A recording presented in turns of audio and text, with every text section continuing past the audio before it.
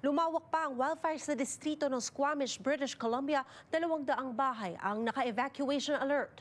Sa kabila nito, panatag ang ilang residente sa nakikitang pagresponde ng mga pamatay suno.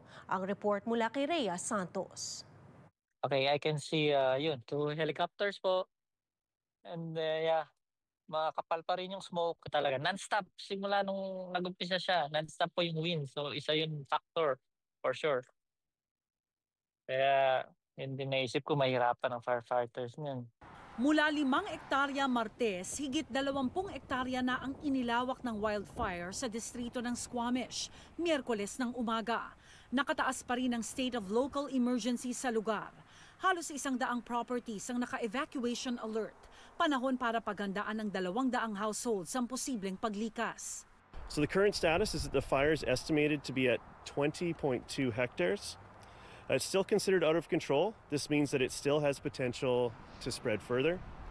Crews are working to protect critical infrastructure and homes first and foremost, and we've been successful in that regard. So overnight, we did not have to evacuate anyone that was on evacuation alert, nor did we have any structures involved with the fire.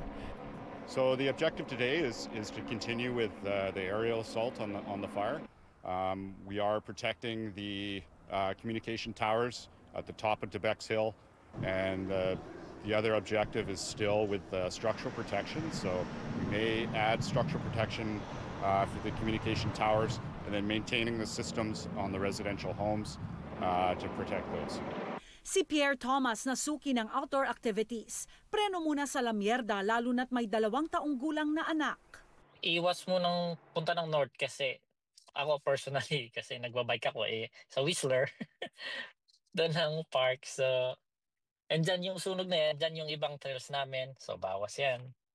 And then, of course, yung lake behind it. Going to the church there in the valley. And yeah, iwas muna labas po. Be alert sa news. Ganyan.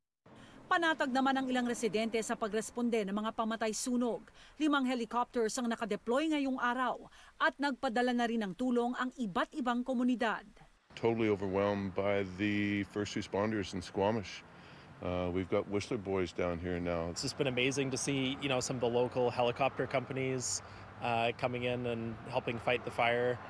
Seeing the water bombers the first day, that was amazing. Ipinatupad na ang campfire ban sa Squamish. Nakiusap din ang mga otoridad sa publiko na magtipid sa paggamit ng tubig.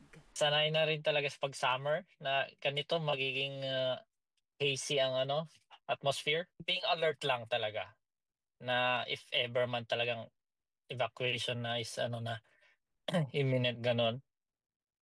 Yeah, maging ready lang. Rhea Santos, Omni News, Vancouver.